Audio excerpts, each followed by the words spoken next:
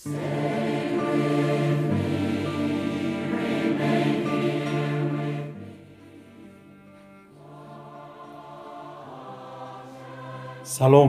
saudari dan saudara yang dikasihi Tuhan. Jumpa lagi bersama saya, Romo John Laba STD, dalam Food for Thought hari ini, berjudul Masih Ada Harapan. Saya teringat pada pemimpin Tibet bernama Dalai Lama. Pada suatu kesempatan dia mengatakan, "Saya menemukan harapan saya di hari-hari yang kelam dalam hidup saya, dan selalu fokus pada hari-hari yang cerah." Saya tersenyum sambil merenung perkataan beliau ini. Karena apa saya tersenyum? Karena realitas bukan seperti itu.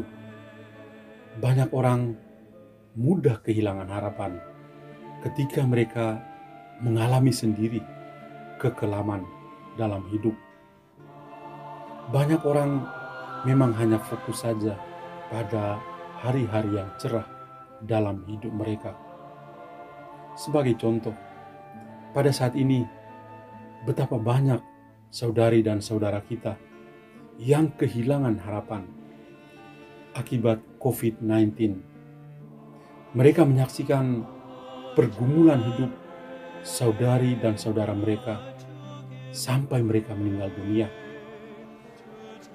Sulit untuk dikuburkan karena ada juga yang ditolak untuk dikuburkan di kuburan umum. Dan korban-korban ini juga dibuli habis-habisan. COVID-19 juga membawa dampak yang lain. Mulai terasa banyak orang kehilangan pekerjaan. Akibatnya hidup akan semakin sulit. Dan ini yang membuat orang mudah kehilangan harapan.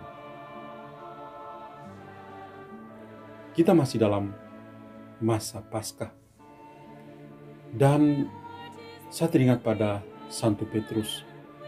Pada suatu kesempatan dia mengatakan bahwa betapa besar berkat dari Allah karena dia membangkitkan Yesus Kristus putranya, sehingga kita sebagai manusia yang berdosa boleh dilahirkan kembali dan hidup dalam pengharapan.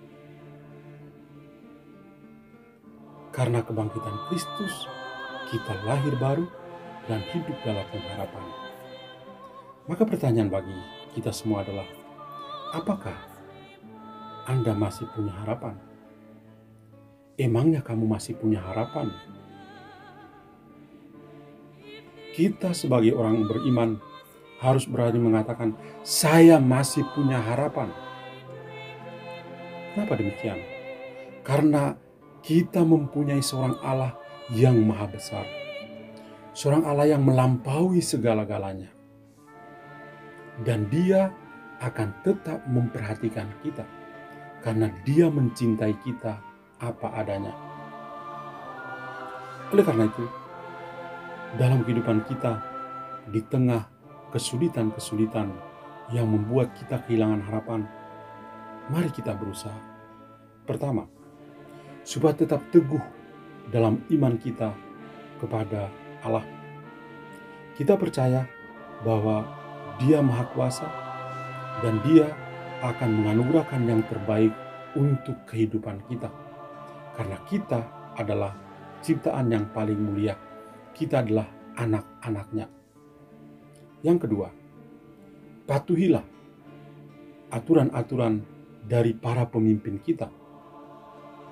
Misalnya, dengan social distancing, dengan menggunakan hand sanitizer, dan aturan-aturan lain yang berguna untuk kebaikan bersama. Dengan cara-cara seperti ini, secara jasmani dan rohani, kita juga bisa memutuskan rantai COVID-19 dalam kehidupan kita. karena memang sangat meresahkan dan membuat orang kehilangan harapan.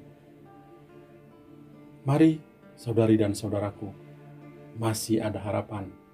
Tuhan selalu ada bersama dengan kita. Oleh karena itu, berharaplah pada Tuhan. Amin. Tuhan adalah harapan kita dan Dia memberkati kita semua.